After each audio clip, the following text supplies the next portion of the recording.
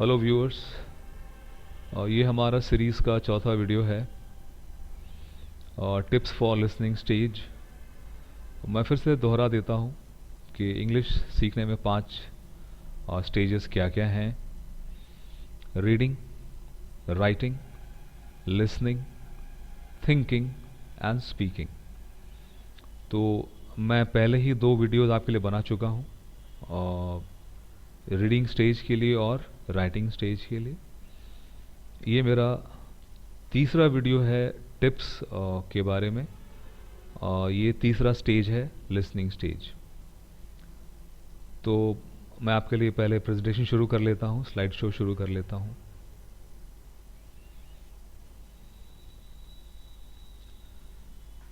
English सीखने में सबसे बड़ी चुनौती उच्चारण नहीं है, मगर ये बहुत बड़ी चुनौती है। और ऐसा इसलिए क्योंकि कई बार जो दिखता है वो होता नहीं, और जो होता है वो समझ में आता नहीं। मैंने यहाँ पे एग्जाम्पल दिया हुआ है, BUT तो बट होता है, लेकिन PUT पुट। और जो भी हिंदी भाषी लोग हैं वो जानते हैं कि हिंदी में जो स्पेलिंग है वही उच्चारण भी है, और इंग्लिश में ऐसा नहीं है, और ये चुनौती है। जो दूसरी चुनौती है इंग्लिश बोलना सीखने में, वो है मदर टंग इन्फ्लुएंस।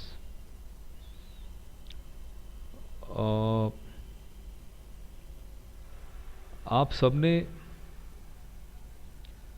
कभी अगर डेफिनेशन पढ़ी हो कम्युनिकेशन की, तो वो होता है कि 2 लोगों के बीच की आपस की बातचीत, एक कहता है और दूसरा उसको समझता है, और जब तक सामने वाला आपकी बात समझता नहीं है तब तक कम्युनिकेशन पूरी नहीं मानी जाती।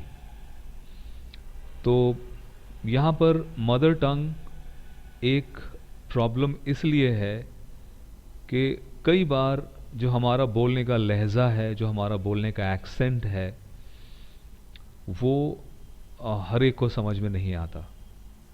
मैं यहाँ पर अपने कॉलेज में बच्चों को वीडियोस दिखाता हूँ डाउनलोड करके यूट्यूब से। ज़्यादातर वीडियोस फॉरेन ऑथर्स ने बनाई होती हैं, और ज़्यादातर बच्चे जो है उस एक्सेंट को समझने में स्ट्रगल करते हैं, और हमें उनके साउंड को समझने के लिए स्पीड को बहुत स्लो करना पड़ता है, तभी हम उसको थोड़ा बहुत समझ पाते हैं।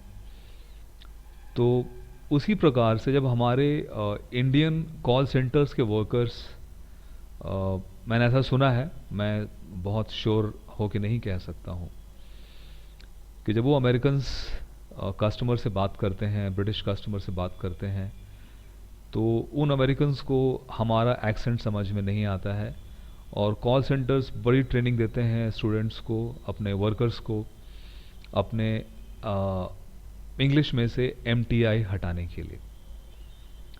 तो हम ये कैसे करेंगे, आइए देखते हैं।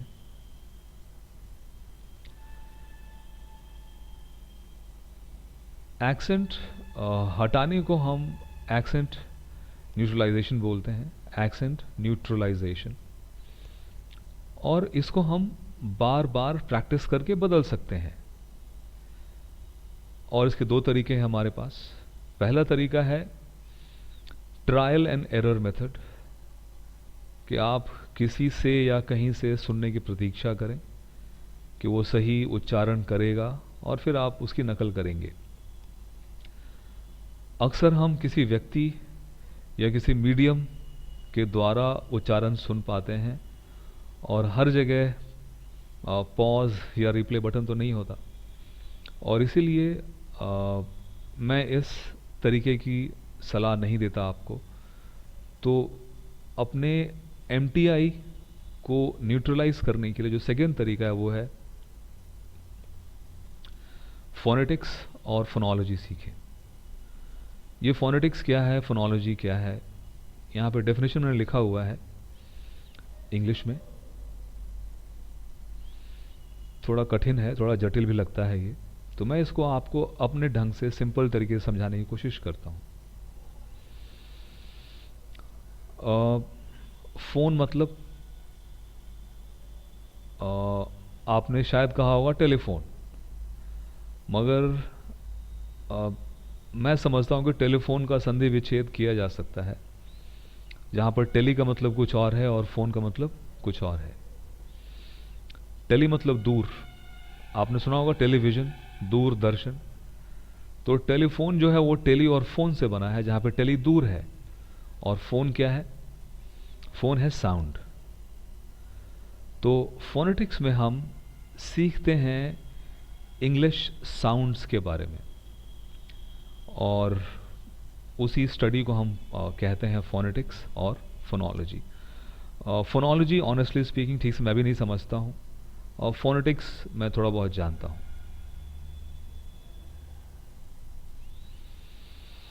और फोनेटिक्स का इस्तेमाल कैसे होगा, पहले आप इसको पढ़ें, इस पेज को पढ़ें।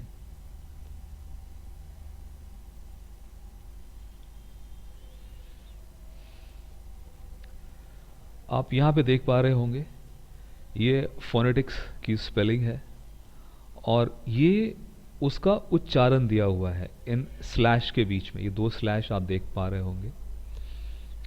सिमिलरली ये स्पेलिंग है फोनोलॉजी की, और ये उसका प्रोनाउंसिएशन है। टेक्निकली इस एलिमेंट को, इस पार्ट को, इस चीज़ को हम कहते हैं फोनीमिक ट्रांसक्रिप्शन। ट्रांसक्रिप्शन मतलब किसी चीज़ का रूपांतरण। तो ये जो है फोनेमिक ट्रांसक्रिप्शन जो है, ये साउंड का रूपांतरण है स्पेलिंग के द्वारा, लिखने के द्वारा। तो फोनेम्स क्या होते हैं? फोनेम्स राइटिंग सिंबल्स होते हैं, जो कि एक साउंड को रिप्रेजेंट करते हैं। मैं आपको एक दो एग्जांपल से समझा देता हूँ इसको। जैसे ये पहला वाला सिंबल आप देख पा रहे हैं, अगर ये इसका साउंड है ई, और वहाँ नीचे सैंपल वर्ड भी दिया हुआ है उसका सी। इस वाले सिंबल का साउंड है ई, और सैंपल वर्ड यहाँ दिया हुआ है हिज। इसका साउंड है उ, और सैंपल वर्ड दिया हुआ है पुट। हर अच्छी डिक्शनरी के शुरुआत में आपको फोनेटिक सिंबल्स या फोनेम्स दिए रहते हैं, और उनका साउंड क्या है वो सैंपल वर्ड के द्वारा समझाया जाता है। और जिस फोनेम का जो साउंड होता है वो उस सैंपल वर्ड में अंडरलाइंड होता है। जैसे ये जो सिंबल है, इसका साउंड आपको पुट में यू में मिलेगा, मतलब जो साउंड यू का है वही साउंड इस सिंबल का है। मैं आपको अभी फ़िलहाल ज़्यादा परेशान नहीं करना चाहता। यहाँ पर फोनेम्स के 3 कैटेगरीज आप देख पा रहे होंगे। ये पहला वाला वॉवेल्स है, और दूसरा वाला डिफ्थोंग वॉवेल्स है, और तीसरा वाला कॉन्सोनेंट्स है। यहाँ नीचे स्क्रीन पे भी आप देख सकते हैं consonants, vowels, long sounds, short sounds, diphthongs, अनवॉइस्ड consonants, voiced consonants. तो आप इनफैक्ट इस वीडियो को यहाँ पर पॉज करके एक बार एनालाइज कर सकते हैं कि कौन सा लॉन्ग साउंड है, कौन सा शॉर्ट साउंड है। मैं आपके लिए एक वीडियो बनाऊंगा, ज़्यादा परेशान ना हो। आगे चलते हैं। फ़िलहाल पहले आप इसको ज़रा पढ़ लें।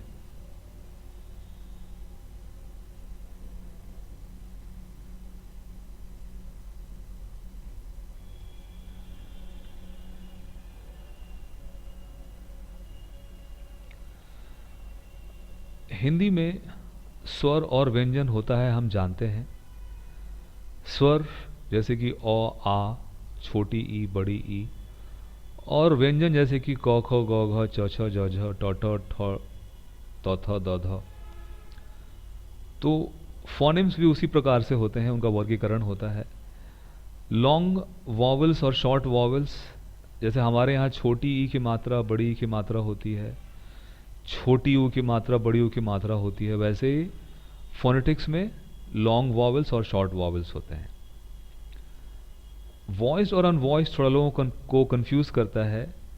इंग्लिश में ऐसे बहुत सारे साउंड्स हैं जिसमें आपको उनको बोलना नहीं होता, वॉइस नहीं करना होता,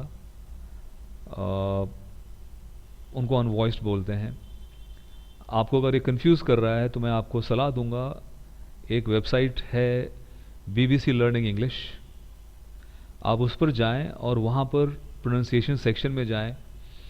वहाँ पर बहुत सारे वीडियोस हैं जो आपको समझाएंगे फोनेटिक्स के बारे में, और वहाँ पर आप देख सकते हैं कि कौन कौन से साउंड फोनेम्स ऐसे हैं जो अनवॉइस्ड होते हैं। और आखिरी में डिप्थोंग्स एंड ट्रिप्थोंग्स। डिप्थोंग्स में आप डाई देख पा रहे होंगे और ट्रिप्थोंग में आप ट्राई देख पा रहे होंगे। तो जब दो वॉवल्स मिक्स करके बनता है साउंड तो वो कहलाता है डिप्थोंग्स, जैसे ईयर, ऊअ। और ट्रिप्थोंग्स जहाँ पर 3 वॉवल साउंड एक साथ कंबाइन होते हों, ये बहुत रेयर होता है और इसका इस्तेमाल आजकल बहुत कम हो गया है। हालांकि मैंने कहीं पढ़ा था तो मैंने आज कंक्लूड कर लिया है। और यहाँ पे आपके स्क्रीन पे आपको एक किताब का नाम दिख रहा होगा। मैंने किताब खरीदी थी प्रगति मैदान से, और बहुत एडवांस लेवल की किताब है। मैंने पूरी नहीं पढ़ी कभी, मगर जितनी पढ़ी उतनी पढ़ने के बाद मुझे फोनेटिक्स में काफ़ी मदद मिली। और इसमें साथ में एक CD आती है जिसके द्वारा आप नेटिव स्पीकर्स की साउंड में एक्चुअल प्रोनाउंसिएशन सुन सकते हैं और प्रैक्टिस भी कर सकते हैं। और सबसे आखिरी में मैंने इंग्लिश सीखने के दौरान, सिखाने के दौरान जिन वेबसाइट्स का इस्तेमाल किया जो मुझे अच्छे लगे, यूज़फुल लगे, उनका पूरा लिस्ट यहाँ पर है। ये सारे लिंक्स हैं ब्लू कलर में, और इस पर क्लिक करने से आप सीधा इस वेब पेज पे जा सकते हैं। और इस वीडियो में फ़िलहाल इतना ही। मैं आपसे अगले वीडियो में फिर मिलूँगा जहाँ हम डिस्कस करेंगे टिप्स अबाउट थिंकिंग। वहाँ पर एक और वर्ड है विजुअलाइजेशन, जिसको हम डिस्कस करेंगे। फ़िलहाल आज के लिए इतना ही, और देखने के लिए बहुत बहुत धन्यवाद। मुझे आपके सुझावों का इंतज़ार रहेगा, फीडबैक का इंतज़ार रहेगा। Thank you for watching. Have a nice day.